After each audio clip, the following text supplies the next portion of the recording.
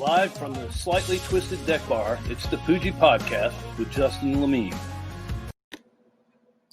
The Poojie Podcast is proudly sponsored by Cimarron Golf Club, located in Jacksonville, Florida, off County Road 210, just west of St. John's Parkway. What is going on, everybody? Thank you for tuning into the Poojie Podcast. Big episode today, as it is episode 50, and I do just want to say a sincere thank you, and I've prepared a thank you to everyone. Just want to say thank you to all the fans and listeners on all platforms for providing me with motivation to keep producing this content, and to all my friends, family, colleagues, and acquaintances in the sports world for being open to jumping on here and providing your input, commentary, and opinions, helping me to create valuable and insightful content. Everyone's feedback, help, and support has helped the podcast evolve into what it is today. So just a sincere thank you. Also, not doing a pre-episode sports report today. A lot of sports going on. Be sure to check out the Poojie Podcast on Instagram every Monday for weekend sports rundown, recapping all things sports that you may have missed from the past weekend. 5 to 7 minutes on Instagram, IGTV, YouTube, and Facebook. Don't sound dumb in your office. Sound educated and insightful when you have those debates and conversations with your coworkers, friends, and family. Listen to the weekend sports rundown on Instagram, the Poojie Podcast, with yours truly. So I do want to jump in. We have done 5 episodes so far of the NFL season, and unfortunately for us, only one has included a Jaguars victory. Here we are, the Jaguars sitting at 1-4. Luckily for us, there are 31 other teams in the NFL that we get to talk about any given episode, and that's what we're going to do today. But after a 30-40 loss against the Texans, Jacob, I want you to jump in here real quick for me and recap the best you can what you witnessed on Sunday. Well, I would say the first half seemed pretty solid. The offense looked good. It looked like we were moving down the field. The defense, surprisingly, I joked about it pregame that with Myles Jack, Josh Allen, and C.J. Henderson out, I joked like, oh, watch our defense actually play better than it has. And it kind of looked like it was playing pretty good. We were getting some pressure.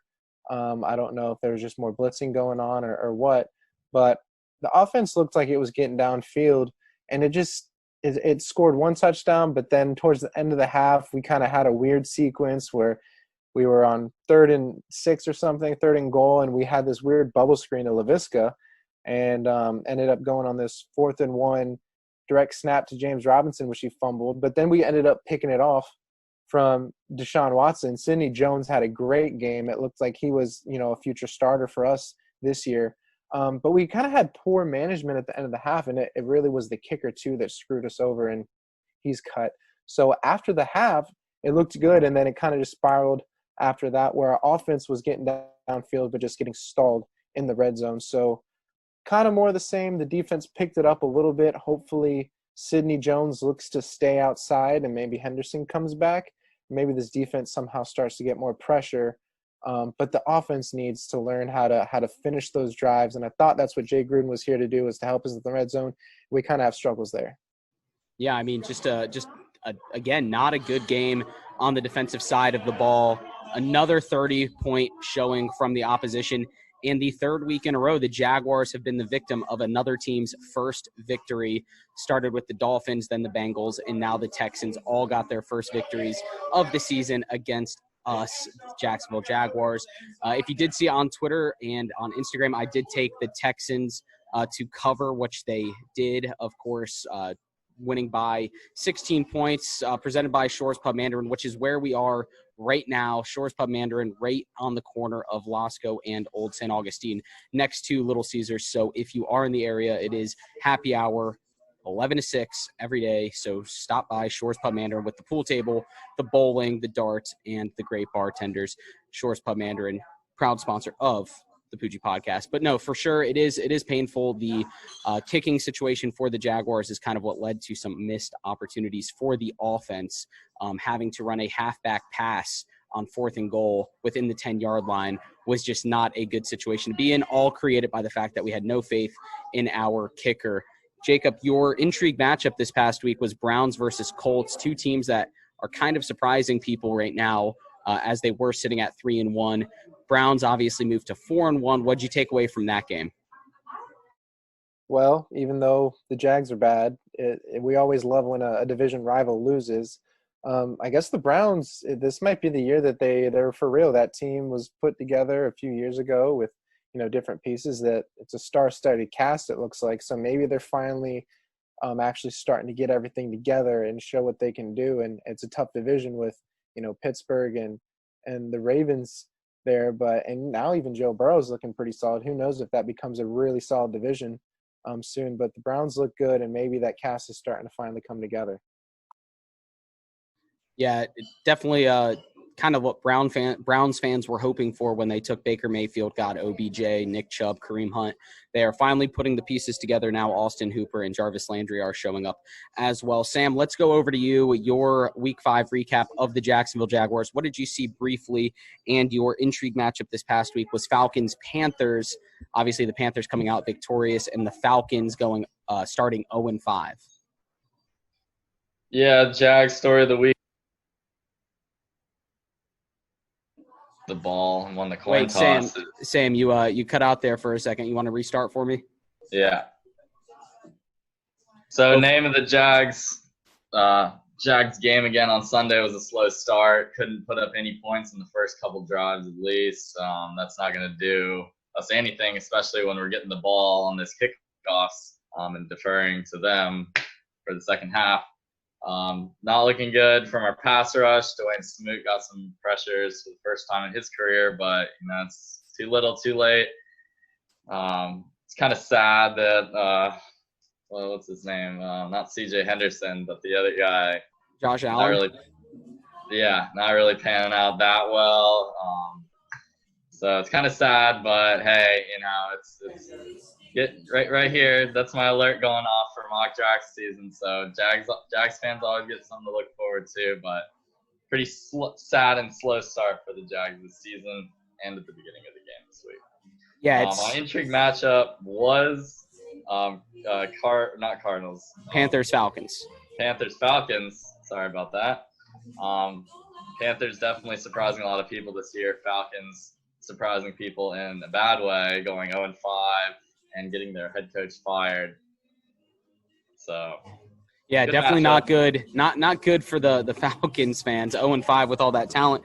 You had Falcons get first win, which did not happen. So not hitting on the hot take there. Luke, let's go over to you. Week 5 recap, and your intrigue matchup last week was Bears-Bucks, which turned out to be a pretty exciting Thursday night football matchup.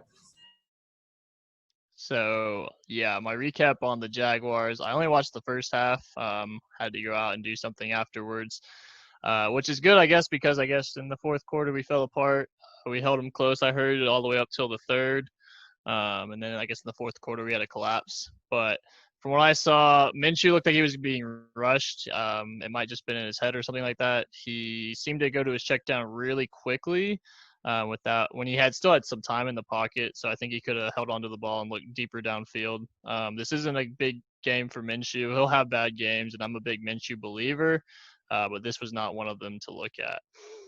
Now, for my matchup, it was the Bears and the Bucks, and Tom Brady showed a little bit of that senile old age with the meme where he forgot what down it was, where he thought it was third down when it was in fact fourth down, and now we have a nice good meme of Tom Brady to add to the collection.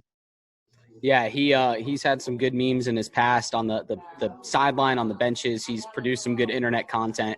That was not one of his bright moments, but it happens to everyone, whether it's a timeout in basketball or not knowing what down it is in football. It does. I will say my happen. Favorite part about it is when he owns up to it, and so he sent out to LeBron his meme of holding 4 when LeBron got his 4th championship. So that was funny. Good job, Tom. I like that. And also, just referring to college football, I saw someone say, how many times has Jimbo Fisher beaten the Florida Gators? And it had it double 4-4, 8-1 against the Florida Gators. So I do like that content on the internet. So it is going to be an exciting week 6, a winnable game for us against the Detroit Lions. It's a difficult matchup to find optimism in. The Lions are coming off of a bye week, as well as the Green Bay Packers. So going to be interesting to see how they game plan against a Jaguars team that hasn't really shown any signs of possibly winning a game in the near future. So it's going to be difficult. Jacob, we'll circle back to you. What are you looking at into Week 6 as far as the Jaguars-Lions matchup?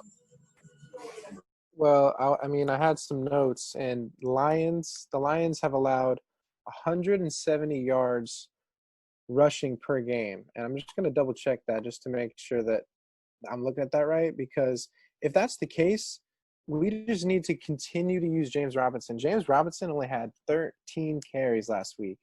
And I told you guys the Texans were the first worst run defense in the league. So I don't know why that guy's not getting more carries, because he's just looked like an absolute star. So while Minshew looks great and at times maybe has some issues with holding on to the ball or, not the best pocket presence, just ride James Robinson, because if this team is that bad at stopping the run, that can lead our offense, and hopefully our defense stays off the field. But when it is on the field, we're dealing with, somewhat of a struggling offense in the Lions. I mean, their running backs are all over the place. They have a lot of guys. There's no one guy kind of taking over, but they have some scary players like Kenny Golladay, Matt Stafford. He's always been a great quarterback. So let's just try to run the ball and really take this game in our control. For sure. No, and I'm glad you said that. That leads me to my next question that we will do right after this. Steven, thank you for jumping in and doing this. I'm going to give you 90 seconds to jump on that soapbox and give me some fire real quick. What do you think in Week 5? What do you think in Week 6 NFL action? Give me what you got. Hey, thanks, Justin, for having me on. I'm standing out here. You can see my local dog park right here outside my apartment complex. And, it really brings me into my next segment. Interesting matchup here in Week 6, Browns versus Steelers on Sunday. And, the hashtag dog pound as the Cleveland Browns go by. Well, this is an area where at the dog park, dogs can roam free. And, Cleveland better watch out for the dogs that the Steelers have on the offense there. I don't know if people saw the game on Sunday, but Chase Claypool, he's a young dog, man. He's hungry. He's ready. So, that Cleveland secondary is caught sleeping, looking at behind the line of scrimmage. Claypool's going to beat him deep. So we could be seeing a couple Brown secondary players going to the pound after Sunday's game. So I like it. I like it. And before your 90 seconds is up, give me a little bit about the ALCS. What you got for that little team in St. Pete? Yeah, that little team in St. Pete, if people aren't aware yet, if they haven't already bet the house, they probably should now. Drop a mortgage. If you have a rent payment due this month, if you want to triple your investment this month, bet your rent payment on the Rays. So that's all. All right, we'll take that to the bank with us, Steven. Thanks for jumping on. Now it's time to get off your soapbox and get out of here. Thanks for being here again. Yep. All right, guys. So that was good stuff from Steven. I want to ask, Jacob had brought up about the offense and James Robinson in Week 5. In y'all's opinion, Luke, we'll start with you. Who's the biggest reason? Who's the biggest, most to blame, I guess would be the way to put it, for the Jaguars' 1-4 start? I would say Dave Caldwell. The defense hasn't been playing well, although last game it did play well all the way up until the fourth quarter, so I'll give him credit for that. But it's a combination between Dave Caldwell and then a little bit of our GM, Dave Caldwell, and then our defense coordinator, Todd Wash. So Dave Caldwell traded away Calais Campbell for a 5th-round pick. He's a huge guy, big part of our defense. That would have been a big run stopper and just a force to be reckoned with on the line. And we have been having terrible luck with sacks. So why are we trading away all these good players for a 5th-round pick that might not even be on the team next year? Yeah, you trade away Calais Campbell and you go and draft Kayvon Chason in the 1st round, who everyone thought was going to be a replica, I think, as Jacob called him, of Josh Allen. And now Week 6, Josh Allen questionable. Kayvon Chason seems to be running into brick walls every time he's coming off the edge. Sam, let's go over to you real quick. What is who is to blame in your eyes for the Jaguars' 1-4 start? Yeah, so in my eyes, I think it rests squarely on the shoulders of the head coach. There's been, like we said earlier in the pod already, there's been some questionable play calls at best from these guys. The throw from James Robinson is just kind of a weird 4th down call, not really necessary. I feel like at that point in the game, we have 2 playmakers. You can just run you just run with, or, leave the ball in Minshew's hands, leave the ball in your playmakers' hands. The ones who throw the ball, have them throw it. The ones who run the ball, have them run it. Don't be switching things around. I think not Dave Caldwell, but Doug Marrone has, he needs to get this team ready to play on Sundays. He needs to have a game plan.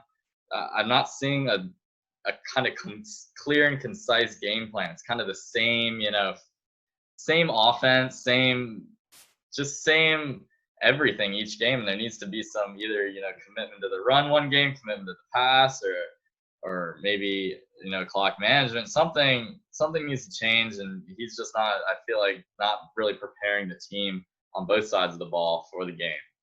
Yeah, the game plan seemed extremely messed up. Minshew throwing the ball 49 times, James Robinson only running it 13, the team as a whole running it 20 times, and going up against the worst run defense in the league. You should be having those numbers flipped just out of production standpoint. I wonder if the organization is just saying, let's let Minshew play and see what we have in him, because this is a throwaway year anyway. That could be the case. But as fans, that's difficult to stomach.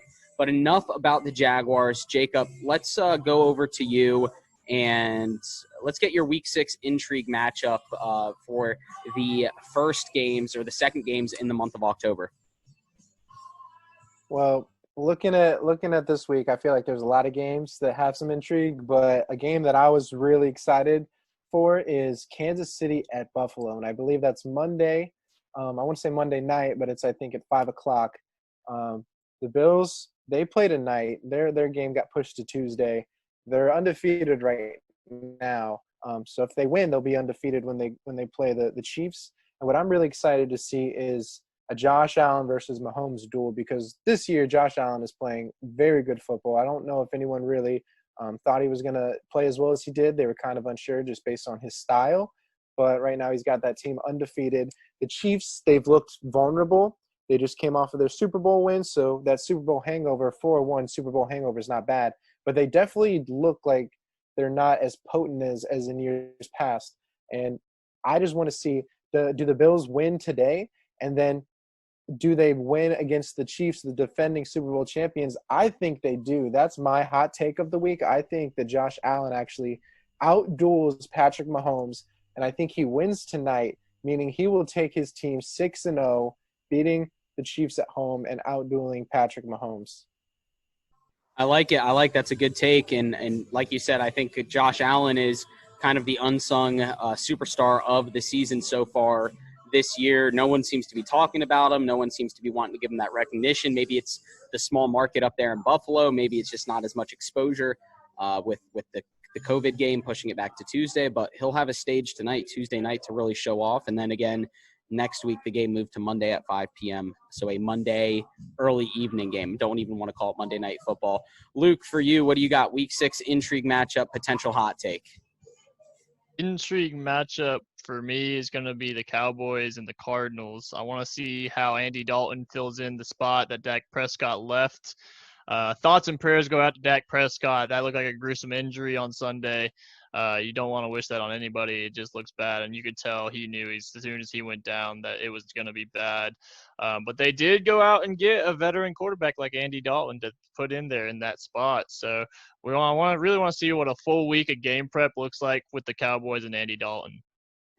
Yeah, it's going to be interesting to see Andy Dalton, a proven veteran, like you said, someone good to step in there and kind of carry this offense to continue putting up points, putting up yards, numbers. They mentioned Dak Prescott leading the league in passing yards with a team that's only got one win at the time. Kind of says a lot about what the team's defense looks like with a quarterback that's producing like that. And I also don't think that Andy Dalton's had an offense as good as this one is. I mean, this is 3 stud receivers and an offensive line that's pretty good with a running back that's an all-star. So I think offensive-wise, this is the best offense Andy Dalton's had. So yeah, that's true too. And he could very well step in there and just take this team into the playoffs, similar to the way Nick Foles had done for the Eagles for a few times a few seasons ago. So we've seen it happen before. I mean, if you have a veteran experienced backup, the season's not over just yet. especially they're sitting in a division, as you called it last week, the NFC least. No team really wants to win that division, and they're in a good spot to kind of carry it, even if they get to 8-8 or 9-7 to very well make the playoffs out of that division. Did you give me a hot take or anything coming out of the intrigue matchup? A hot take from the intrigue matchup. I think the Cardinals will win, but I do think Andy Dalton will have a good game. Maybe 3 touchdowns and 250-plus yards. So if there's an over-under for passing yards, go with the over on 250. So Andy Dalton shows up and performs, even though the Cowboys might not necessarily win. Sam, let's go to you. Intrigue matchup for Week 6 and potential hot take. Got Packers at the Bucks in your late game window. Intrigue matchup of the week, everybody. All right, listen. 2 Hall of Famers going up against each other. It's going to be great. I got they both teams got 4 wins, so both of them riding real high on the season so far. This game's kind of going to put things in perspective for one of them. You know, what's one team got to work on? What's the other guy's got to work on? Both of them got pretty good defenses. So it's really up to these quarterbacks, you know, who's going to do it. Is it going to be Aaron Rodgers, you know, with the chip on his shoulder coming off the crummy season last year? Or is it Tom Brady, something to prove on a new team with playoff hopes? Both of them, it's going to be really good. Packers are coming off a bye, so expect them to be juiced up and ready to go. I like it. That's a pretty good – oh, bartender Autumn's here to say hello. Taking over the shift at Shore's Pub here. Right. I like it. I like that matchup. It'll be a fun matchup. I feel like we've watched it, you know, in the playoffs for the last 15 years between Aaron Rodgers and Tom Brady at some point in the Super Bowl or in the season. It feels like a Super Bowl type game between them. And my intrigue matchup, I'm going to go with the Cleveland Browns at the Pittsburgh Steelers. I know Steven jumped in and came on his soapbox and mentioned about the Browns-Steelers game. I think that's going to be a big one. Are the Browns for real? This is really their first test. I mean, the Colts are a good team, obviously, but their first test if they're a contender in the NFC North. And if they win this with a game in hand against the Steelers, who knows what they can do out of the AFC. I'm looking forward to it. My hot take, whether Kyle Allen is healthy or not, I think Alex Smith is going to throw for 3 touchdowns this week against the Giants. They just showed that they can be vulnerable in the pass game against a decent offense, and I think Terry McLaurin on the outside is going to have a good game with Alex Smith at the helm. And if Kyle Allen is healthy, I think Alex Smith might beat him out in practice. Who knows? But that's why it's a hot take, because no one knows if it will come true. Before we get to prediction time, Luke, I want to know what was on your whiteboard behind you and what you have going on with your whiteboard. On my whiteboard behind me, I had Loma v. Lopez. So for all of you that don't know boxing, have no clue about anything about boxing other than Manny Pacquiao and Floyd Mayweather, Vasily Lomachenko is probably one of the most pound-for-pound boxers of our era, and you're missing out on a great fighter. And actually, he fights this Saturday versus Teofimo Lopez, and there's bad blood between the two. And this is a pay-per-view fight that they're giving for free on ESPN. So you get great fight on Saturday, as you just see a knockout right there from Vasily Lomachenko, just taking him down.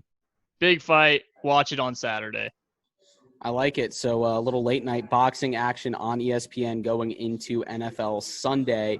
I'm also kind of intrigued to see what other schedule changes take place. Some stuff has happened behind the curtain. Jaguars-Chargers game has moved from week 8 to week 7. The bye week shifted in early November, late October. So intrigued to see what else happens with the NFL schedule. Now let's get to the picks for this week's Jaguars versus Lions game in Jacksonville. Jacob, let's start with you. Mr. Optimism, give me your prediction. Well, I'll tell you what, last week I think was my first week not predicting the Jags to win, and it didn't feel good, but I knew that was probably going to be the case. But something about the Detroit Lions and us being at home gives me some optimism.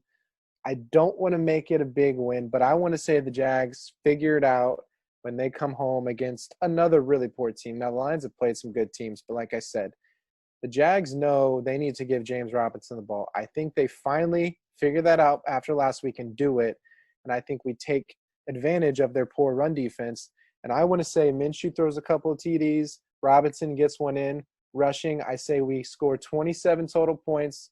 We let up 24, 27-24. Matt Stafford probably has a fairly good day against us, but we hold their running backs. So overall, I think we're going to win 27-24 and hopefully figure it out coming home in Jacksonville. 27-24 to take us to 2-4 on the season. Jacob, you are currently sitting at 2-3 in our picks as you picked the Texans this past week. Luke, let's go over to you. Your prediction for the Jaguars versus the Lions. The battle of the cat brotherhood.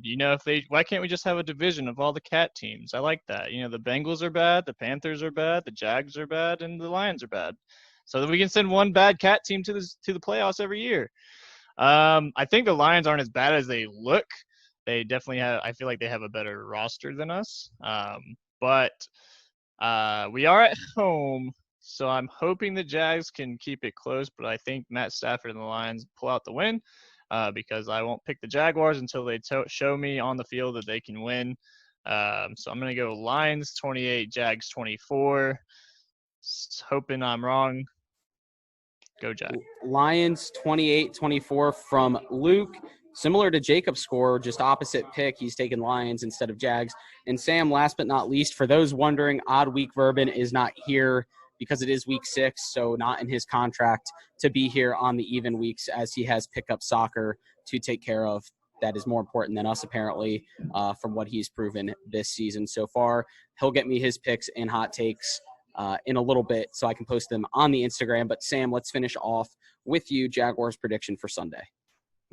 Yeah, for sure. I got the Jags winning this game. I think that we played well against Detroit. We did beat them in one of Doug Marrone's first games. So in one of his last games, let's chalk it up to a win for the Jags. 31-27 Jaguars. I think that this game is going to be one of those good Matt Stafford ones that comes right down to the wire. Whoever has the ball last is going to be the winner. I'd like to see it go back and forth all the way up to the end. Who gets the ball last? Is it going to be Minshew? Is it going to be Stafford? And I want to see that team drive down the field and score like they should against both of our crummy defenses. I think the Jags run game will be able to handle an aging Adrian Peterson and the other guys they got. Yeah. As far as let me throw in my hot take for this week because it's a really good one. I know you didn't write it down, but I really want to get this on the record, guys. I got Adam Gase getting fired this week because he is playing the Dolphins. And how sweet would that be for Dolphins fans for them to come out with a win of their team this year looked really good, then to come out with a win with their new regime against their old coach, and then see him subsequently fired from their division rival. I think that would be great for them. Congratulations, Dolphins, on your 2020 season. I like it, and that would put the Dolphins at a 3-2 start after wins against the Jags and then a pounding of the San Francisco 49ers. That'd be their third victory against the Jets, sitting at 3-2, which with the Patriots kind of stumbling right now and the Jets being bad, puts them right in the mix, similar to like we said with the Browns. If they can just string together some wins, who knows, our Dolphin friends can rejoice maybe in December with some meaningful football when it might already be mock draft season for us here in Duval. So we will see what happens this week. My intrigue matchup, like I mentioned, is going to be Browns at Steelers. However, my Jaguars prediction is going to be 27-17 Detroit Lions. Every time I think of the Jags playing the Lions, I always think of that clip of Jalen Ramsey crying on the sideline in Detroit from about 4 years ago when they were losing, and just sticks in my mind, kind of the first red flag that he was an extreme diva and didn't know how to lose football games. Well, he got drafted by the wrong franchise if that was going to be the case. So we are going to lose 27-17. I apologize to Jaguar fans, but there is a reason I'm 4-1 on the season with my picks. Taking the Lions in that one. Well, that's it for today, episode 50. Thanks again, guys, for being here. Anything else from you all before we head out for the evening? Yeah, sure. I just wanted to say, congratulations, Justin, on your 50th episode. I mean, that's a big milestone, and that's a big number, too. I can barely I couldn't even imagine myself doing 50 of these. So, congrats. And I appreciate you bringing all of us on, especially me. Thanks a lot, man. I appreciate it, Sam. That means a lot. Thanks for being here and doing this. And right before this episode, you said, man, I'm really getting tired of the Jags losing and having to do this every week. So hopefully they'll turn it around for you, and we'll talk more NFL football. Anything else from you guys? Yeah, congrats, buddy, on 50 episodes. Last thing I want to say for people that listen to the podcast, go home, do your homework. Lomachenko, this is going to be a really good fight. Just watch it, guys. This takes me back to Saturday night when you were talking to us outside the British pub or that other arcade bar. I think yelling at Vasily us. Lomachenko is probably one of my favorite athletes on the planet. So yelling at us. He's 302, and you got to watch the fight. Of course, after a few beers, so you were fired up. I loved it. It was fired up.